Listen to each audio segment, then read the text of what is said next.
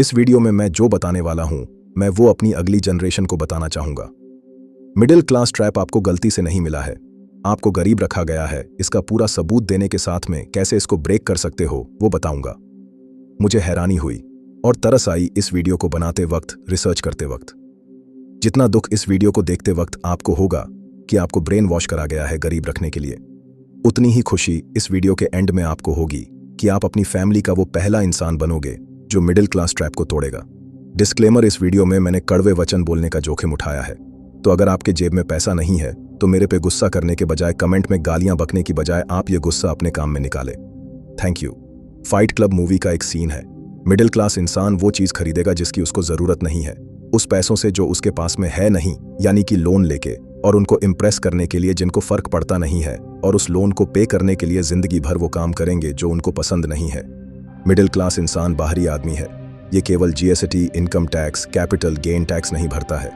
ये तो छोटा मोटा टैक्स है, ये रिश्तेदार और दुनिया के सामने शो ऑफ करने का एक और टैक्स भरता है।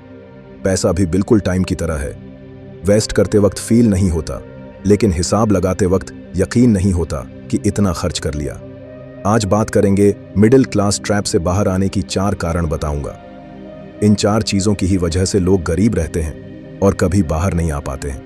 रिसर्च करी तो पता लगा कि एजुकेशन सिस्टम जो है, जहां पढ़ के आते हो आप, ये बना ही इसीलिए था। तो सबसे पहला पॉइंट आता है हमारा एजुकेशन सिस्टम। पैदा होने के बाद 2 साल की उम्र में कच्ची बुद्धि के साथ जाते हो, 20 साल लगाते हो, जिंदगी का 1/3 हिस्सा देते हो। 200 साल पुराना यह एजुकेशन सिस्टम पर्शिया से आया है। 1800 की बात है, नेपोलियन ने पर्शिया को कई बार हराया। फिर पर्शिया के नेताओं ने और वहां के आर्मी के लोगों ने सोचा कि यार हम हार क्यों रहे हैं। कारण इन्होंने पता लगाया कि हम इसलिए हार रहे हैं क्योंकि हमारे जो सोल्जर्स हैं वो इंडिपेंडेंट बहुत ज़्यादा सोचते हैं, वो अपने बारे में सोचते हैं, उनकी खुद की सोच है, वो फ्री थिंकर्स हैं, और ये बहुत बड़ी वजह है हमारे हटने की।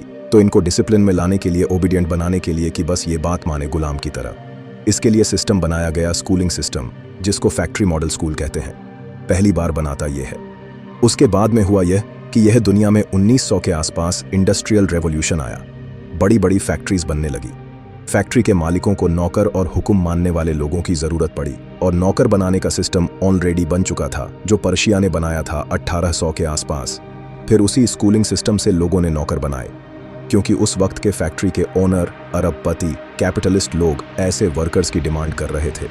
जॉन डी रॉकफिलर, जो उस वक्त के सबसे अमीर इंसान, इन्होंने इस सिस्टम को फंड करा और बोला कि भाई पैसे मेरे से लेते रहो, लेकिन ये वर्कर्स तैयार करके मुझे देते रहो। एग्जैक्ट इनके वर्ड्स थे, I don't want thinkers, I want workers. मुझे सोचने वाले लोग मत दो, मुझे गुलाम की तरह काम करने वाले लोग दे दो। बस जितने भी कैपिटलिस्ट लोग, बड़े लोग, इनको इंडिपेंडेंस लोग नहीं चाहिए, नहीं तो लोग सिस्टम के अगेंस्ट जाएंगे, लोग खुद का कुछ सोचेंगे। आज तक भी हर जगह, इंक्लूडिंग इंडिया, हर जगह यही फैक्ट्री मॉडल स्कूल चलता है, जहां जहां बच्चों को एज और रॉ मटेरियल भेजते हैं, स्कूल में उनको ठोक के डिसिप्लिन में लाते हैं और वर्कर बना के कंपनी में भेजते हैं।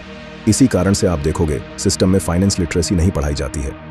टैक्सेशन, धंधे की समझ, इंसान एक दिन में 35,000 डिसीजंस लेता है, पर कोई भी स्कूल सही से डिसीजन लेना नहीं सिखाती है। अपने आइडिया को कैसे प्रेजेंट करें, बात कैसे करें, नेगोशिएट कैसे करें, कोई स्कूल नहीं सिखाती है। कैसे कोई मिडिल क्लास टैब से बाहर आएगा अगर 20 साल की पढ़ाई के बाद भी किसी को ढंग से बात तक करनी नहीं आती है। कोई भी एजुकेशन सिस्टम आपको मिडिल क्लास बाहर आने का रास्ता नहीं बताता, आपको खुद करना होता है। आप दुनिया में नजर डालोगे, सारे लोग सेल्फ टॉट है, खुद से सीखते हैं। रॉकेट साइंस जैसी चीज को किसी ने अगर खुद से सीख लिया है, इलॉन मस्क, रॉकेट साइंस सबसे टफ चीज है, उसको अगर किसी ने खुद से सीख लिया है, और वो कहता भी है कि आपको दुनिया में कुछ भी सीखना है खुद से सीख सकते हो, आपको कॉलेज डिग्री की जरूरत नहीं है। You need college, learn stuff, okay, everything available basically for free. अब कोई बोले यार डॉक्टर, सीए, लॉयर, ये तो कहीं जाकर ही सीखना होगा, तो आप हाइब्रिड करो, आप कॉलेज जाओ, डिग्री लो, लेकिन वहां से जो भी मिल रहा है वो बोनस है, लेकिन साथ में सेल्फ टॉट बनो। अब मैं जो बोल रहा हूं उस पर ध्यान देना। 2030 तक 40% जॉब चली जाएगी एआई की वजह से, लेकिन एजुकेशन आज भी हमारा 200 साल पुराना है। सबसे फीस ली जा रही है लाखों की, ये बोलते हुए कि आपको गारंटी जॉब मिलेगी। किस चीज की गारंटी? लोगों को जॉब की गारंटी चाहिए, भाई कंपनियों की गारंटी नहीं है। 2030 तक पता नहीं कितनी कंपनी डूब जाएगी, और लोग इस सिस्टम में जाने के लिए 30 से 40 लाख लगाते हैं। फिर उसी एजुकेशन लोन को चुकाने के लिए वो कंपनी में जॉब करते हैं। जब तक उसका पढ़ाई का लोन चुकता है, वो कंपनी का गुलाम बन चुका होता है, उसको अपनी नौकरी से नफरत हो चुकी होती है। एंड कांग्रेचुलेशंस, इसी मैट्रिक्स सिस्टम की मैं बात कर रहा हूं। ये एक बाय डिजाइन बनाया गया है। सॉल्यूशन 1, पढ़ाई करो, डिग्री लो, सब करो। अब कोई इंसान डॉक्टर बनना चाहता है, घर बैठ के नहीं बनेगा ऑब्वियसली, लेकिन पढ़ाई के साथ में असली थिंकर बनो, क्रिटिकल सोचना सीखो। कंप्यूटर साइंस ली है तो सॉफ्टवेयर बनाना सीखो, ना कि बॉस की बात मानने वाला केवल एक रोबोट। अगर एमबीए करी है तो धंधे करने की समझ सीखो, रियल वर्ल्ड से भी, ना कि केवल 4000 कमाने वाला केवल एक मैनेजर। दूसरा, सॉल्यूशन सेल्फ टॉट बनो। खुद से आप दुनिया की कोई भी स्किल सीख सकते हो। जोश कॉफमैन अपने 20 घंटे का फार्मूला बताते हैं कि आप 20 घंटे में दुनिया की कोई भी स्किल, उसका सबसे इंपॉर्टेंट पार्ट आप सीख सकते हो। इन्होंने यही बात अपनी स्पीच में साबित करके भी बताया कि आप 20 घंटे में दुनिया की कोई भी चीज़ खुद से सीख सकते हो, उसका सबसे इंपॉर्टेंट पार्ट आप जान सकते हो। तीसरा सेशन है, मार्केट में कुछ भी आता है अडॉप्ट करना सीखो, काम में लगाना सीखो। रियल एजुकेशन स्कूल के बाहर है। अपने आप को जिंदगी भर का एक स्टूडेंट मानो। कोई यहाँ पर किसी का बॉस नहीं है, कोई यहाँ पर प्रिंसिपल नहीं है, कोई यहाँ पर टीचर नहीं है। सबसे बड़ा बॉस मार्केट है, सबसे बड़ा बॉस कस्टमर है। दुनिया में एक ही रूल चलता है, डिमांड एंड सप्लाई। अगर आप डिमांड पता करके किसी और से अच्छी सप्लाई दे देते हो, कैश आपके पास आएगा। और cash flow is the king, जो हमने जान लिया है। रियल खुशी बैंक अकाउंट बैलेंस को देखने में है।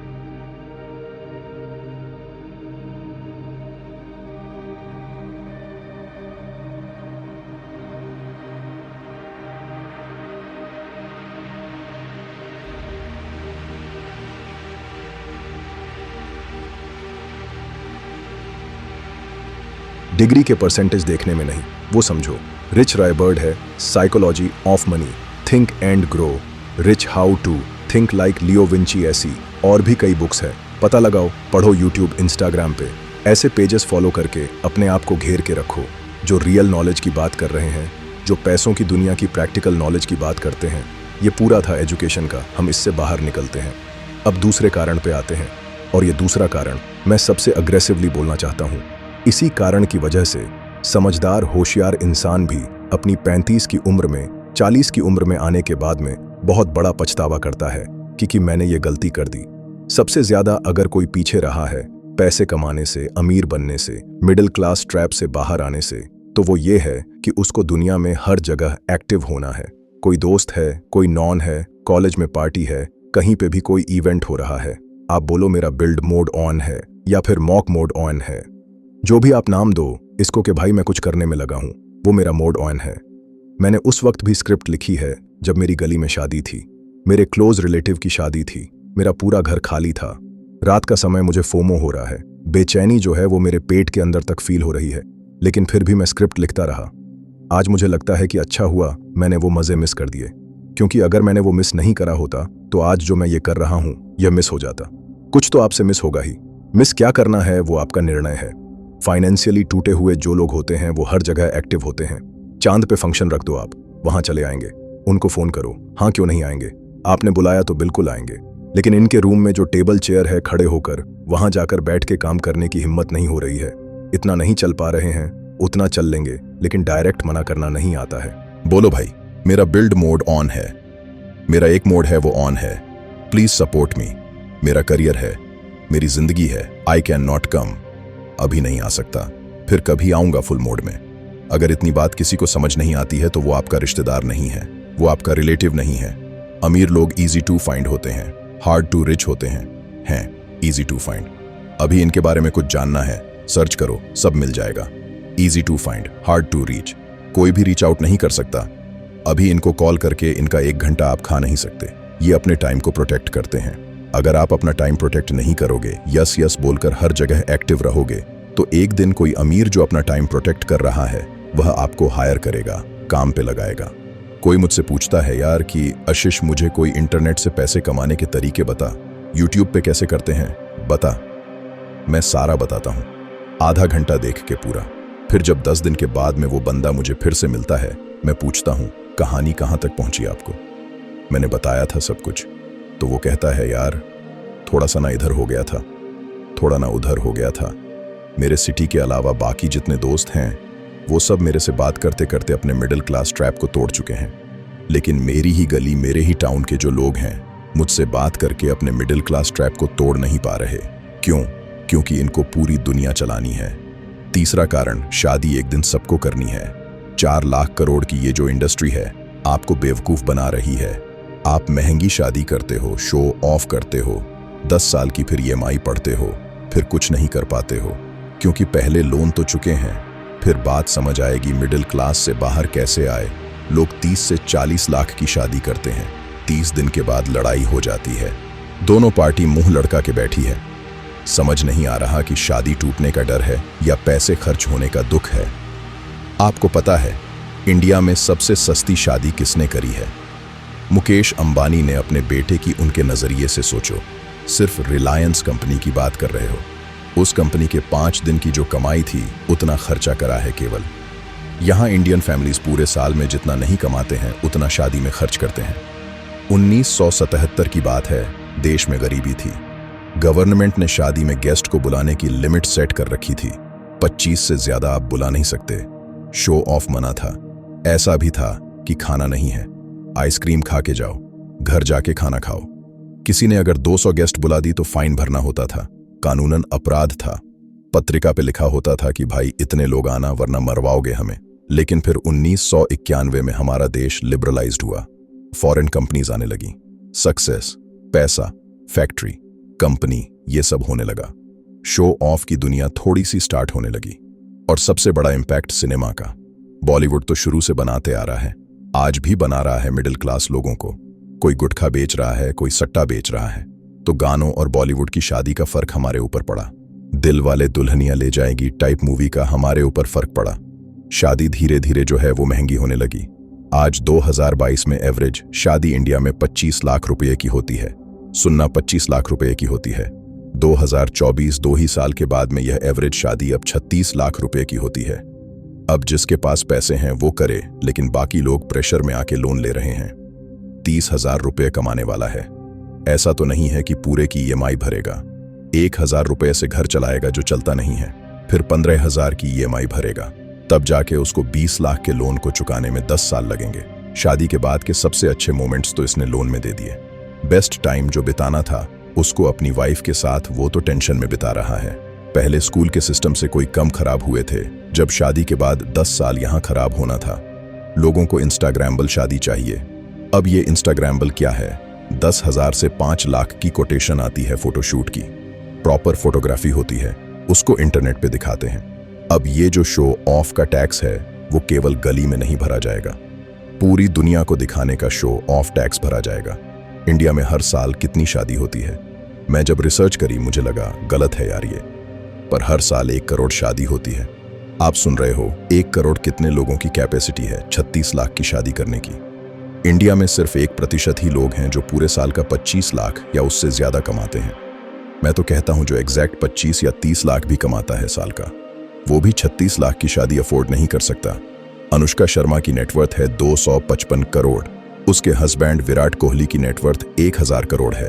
विराट कोहली 12 करोड़ लेता है एक इंस्टाग्राम पोस्ट प्रमोशन का।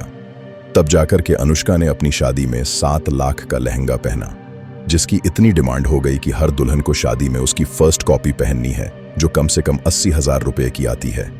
अगर अनुष्का ने 7 लाख का और किसी मिडिल क्लास इंसान ने उसकी फर्स्ट कॉपी 80,000 रुपये की भी पहनी ना, तब भी अनुष्का ने बहुत सस्ता खरीदा है। अगर कमाई और खर्चे के रेशियो की बात करें, और ऐसा नहीं है कि उस लहंगे में कोई बात है, वो महंगा है इसी कारण से क्योंकि उसके पीछे की कहानी है कि अनुष्का ने अपनी शादी में पहना था। वेडिंग इंडस्ट्री, शादी की ये इंडस्ट्री अच्छे से जानती है। आप कैसे बेवकूफ़ बनते हो, आप कहाँ पैसा फूंकोगे। ऐसे ही 4 लाख करोड़ की इंडस्ट्री वो है नहीं। यहाँ तक कि कुछ ऐसी सर्विस है जिसकी प्राइस कुछ और है, लेकिन क्योंकि शादी के लिए ले रहे हो तो उसकी प्राइस अलग होती है। अब इसका सेशन क्या है? सेशन बड़ा कड़वा है, हर कोई मानेगा नहीं। मैं मानता हूँ शादी जो है वो केवल 4 या 5 या 6 लाख तक आ जानी चाहिए। सबसे क्लोज लोगों को बुला दो, आपकी जो रीति रिवाज है उसको फॉलो कर दो। फिर दोनों दूल्हा दुल्हन के जो माँ बाप हैं वो अपना बचा हुआ पैसा अपने बच्चे के अकाउंट में डाल दें कि भाई अगर आप 1 साल सही से रहोगे, आपकी पहली सालगिरह आएगी, आपको इतना पैसा देंगे। दूसरी सालगिरह आएगी, हम आपको 2 लाख और देंगे एज बोनस। तो ये एक रिवॉर्ड सिस्टम बन जाएगा। आप बात मनवा सकते हो कि अगर आप सही रहोगे आपको रिवॉर्ड के तौर पर एक गाड़ी दिलाई जाएगी। दिला दो गाड़ी एक। सबसे आखिर में चौथा कारण है शौक। पहले कहते थे कि भाई जितनी चादर है उतने पैर फैलाने चाहिए। फिर कुछ स्मार्ट लोग आए और चादर को बड़ी करी। कहते यार अपनी हैसियत को बढ़ाओ, लेकिन बात चादर को बड़ी करने की हुई थी, चादर को EMI पे लाने की नहीं हुई थी। आपको पता है पिछले साल इंडियंस ने कितना लोन लिया है? 172 बिलियन डॉलर। 1 बिलियन होता है 8,500 करोड़ रुपए। 172 बिलियन होता है 15 लाख करोड़। 11 महीने में हमने बैंक से लोन लिया है और इस पैसों से क्या लिया जाता है हम सबको पता है। 2017 में 30 लाख आईफोन बिके थे इंडिया में। 2022 में कुछ ही साल के बाद में यह नंबर पहुंच के आ जाता है 1 करोड़ 20 लाख आईफोन बिके 2022 में। मेन पता है कितने आईफोन लोन पे लिए गए? 84 लाख आईफोन। 70% 100 में से 70 लोग EMI पे ले रहे हैं, यानी कि अफोर्ड नहीं कर सकते वो। 27% लोग वो है जो ट्रैवल कर रहे हैं लोन के पैसों से। अगर आप अपना ट्रैवल अफोर्ड नहीं कर सकते, घर रह के पहले पैसे कमाओ ना यार। आपको नहीं लगता ये लोन की industry, instant loan, personal loan, इसके कॉल कुछ ज्यादा ही आते हैं? बजाज फाइनेंस जो उधार देती है, इस कंपनी की ग्रोथ आसमान छू रही है, जेक कर बन चुका है। आप ग्राफ देखो, जो भी उधार देने वाली इंडस्ट्री है सारी ग्रो कर रही है। इनफैक्ट आपके सिटीज में अनऑफिशियल तरीके से लोन देने वाले लोग भी बहुत मिल जाएंगे। 10 साल पहले की बात है, मुझे 1 लाख बहुत बड़ा लगता था। 400 मेरे को लगता था यार इतनी ज्यादा फीस है मेरे कॉलेज की। आज 80,000 1 लाख का फोन लेके 2 साल में उसको कचरा करके भेज देते हैं। चलो 2019 की भी बात करें। मैंने पहली कार जब ली थी अपनी, वैसे कैश में ली थी, तब तक भी गाड़ी लेना एक बात होती थी। कुछ ही सालों में ऐसा हुआ है कि कार लेना बहुत कॉमन हो चुकी है। और ऐसा नहीं है कि केवल जरूरत खत्म हो जाए ऐसी कार ली जाए। SUV कार जो 20-30 लाख की आती है वो कॉमन हो रही है। आज की डेट में 43% मार्केट SUV कार की है। हर साल 2.5 करोड़ कार इंडिया में बिकती है, जिसमें से 80% फाइनेंस होती है। कैसी वाली फाइनेंस होती है? 90% पैसा फाइनेंस होता है। यानी अगर 10 लाख की कार है तो पूरा 9 लाख फाइनेंस हो रहा है। देखो, कार लेना एक हैप्पीनेस है, एक खुशी है, मानते हैं। पर प्रॉब्लम तब शुरू होती है जब यह रिपोर्ट सामने आती है कि 2019 में टोटल कार जितनी बिकी है उसमें से 3.5% कार सनरूफ वाली थी। ठीक है, अब 2023 में यह बढ़कर जितनी कारें बिकती है उसमें से 26% सनरूफ वाली कार होती है। दिक्कत कहाँ पे है? दिक्कत यहाँ है कि यह जो 100 में से 26 कारें सनरूफ वाली ली जाती है, इसमें दिक्कत यह है कि फोर्ड की रिपोर्ट ये कहती है कि ज्यादातर ठंडे देश जो होते हैं जहां सनलाइट कम होती और जो हॉट कंट्रीज है जहां पर गर्मी ज्यादा पड़ती है, वो कंट्रीज सनरूफ वाली कार लेना कम पसंद करते हैं। जैसे कि स्पेन में 5% है, इटली में 3% है, ग्रीस में 2% ही है। केवल उससे ज्यादा गर्मी हमारे देश में पड़ती है। फिर भी इकलौता इंडिया में ही ऐसा होता है कि 26% सनरूफ वाली गाड़ियां हम खरीदते हैं, जो कि यह दर्शाता है कि इंसान उस चीज की EMI बढ़ रहा है जिसको खरीदने का उसको मतलब भी नहीं पता। प्रॉब्लम तो तब भी नहीं है अगर आपके पास बहुत पैसा है। EMI अगर आप आराम से दे पा रहे हो फिर तो फॉर्च्यूनर लो, इंडिया की सबसे फेमस कार है। हर साल 1000 लोग फॉर्च्यूनर लेते हैं। आपके पास पैसा हो तो लो। 22 लाख की कार आती है क्या? 40 लाख की आती है। 18 लाख आप गवर्नमेंट को टैक्स देते हो। 40 लाख तब होते हैं जो टोयोटा कंपनी है जिसने फॉर्च्यूनर बना के आपको बेची है। केवल उस कंपनी ने 40,000 कमाए हैं। तो अगर 18 लाख टैक्स भर के 2 लाख की गाड़ी लेनी है, जिसका ब्याज अब तक मैंने बताया नहीं है, अगर लोन पे ले रहे हो, मैं यहाँ पर अंकल नहीं बन रहा हूँ कि पैसे मत उड़ाओ। चादर बड़ी करो, लेकिन चादर को लोन पे लाना, फिर EMI पे रोना। शादी, एजुकेशन, फोन, कार, ये सब कुछ लोन पे होने की वजह से मिडिल क्लास ट्रैप से बाहर आ पाते नहीं है। लेकिन ये सारी इंडस्ट्री जो आपको लोन में घुसा के रख रही है, जो आपको ट्रैप में फंसा रही है, वो इंडस्ट्री ऊपर जा रही है सारी की सारी। चाहे शादी की इंडस्ट्री हो, चाहे एजुकेशन की इंडस्ट्री हो, चाहे ऑटोमोबाइल की इंडस्ट्री हो, चाहे फोन की इंडस्ट्री हो, एंटरटेनमेंट के तरीके इतने बढ़ चुके हैं। क्रेडिट कार्ड बहुत कॉमन हो चुका है। नो कॉस्ट EMI के चक्कर में हम ऐसे प्रोडक्ट खरीद रहे हैं जिनकी जरूरत नहीं है। नेटफ्लिक्स पर एक डॉक्यूमेंट्री देखना, आप देख ली सबने, सैयारा वर्टू कचरा देख लिया, बॉलीवुड का दे दिया उनको कई 100 करोड़ का बॉक्स ऑफिस। अब बाय नाउ डॉक्यूमेंट्री देखना, इस डॉक्यूमेंट्री को देख के तोते उड़ जाएंगे। आपके इसमें बताया कि कैसे प्रोडक्ट की एक्सपायरी बनाई जाती है, कैसे मोबाइल को बाद में स्लो करा जाता है, जिसको आप फेंक देते हो नया लेते हो, कैसे प्रोडक्ट के अंदर सेटिंग करी जाती है कि वो बाद में चलना बंद हो जाए। सोल्यूशन सिंपल, आपको पता है, कोई भी चीज 2 बार खरीद सकते हो तभी उसको खरीदो, EMI से बचो। और अगर EMI स्टार्ट करनी है तो बहुत इजीली आपसे पे हो जानी चाहिए। ऐसी EMI करो, प्रोडक्ट की नॉलेज आपको होनी चाहिए। सिर्फ महंगा है इसलिए वह अच्छा नहीं है। कुछ प्रोडक्ट की एक समझ और एक नॉलेज अचीव करने के बाद एक अच्छी रिसर्च करके वो खरीदो कि आपको लगे यार कि मैं बेवकूफ नहीं बना। स्मार्ट डिसीजन लो। अगर इस वीडियो को देखने के बाद आपको लगता है कि यार ये बंदा हमारी लाइफ में कुछ तो वैल्यू ऐड करता है, और आज की वीडियो तो थी, मिलते हैं हम अगली वीडियो में। Wish you all the very best. मैं आशीष आपके सपनों को सपोर्ट करता हूँ।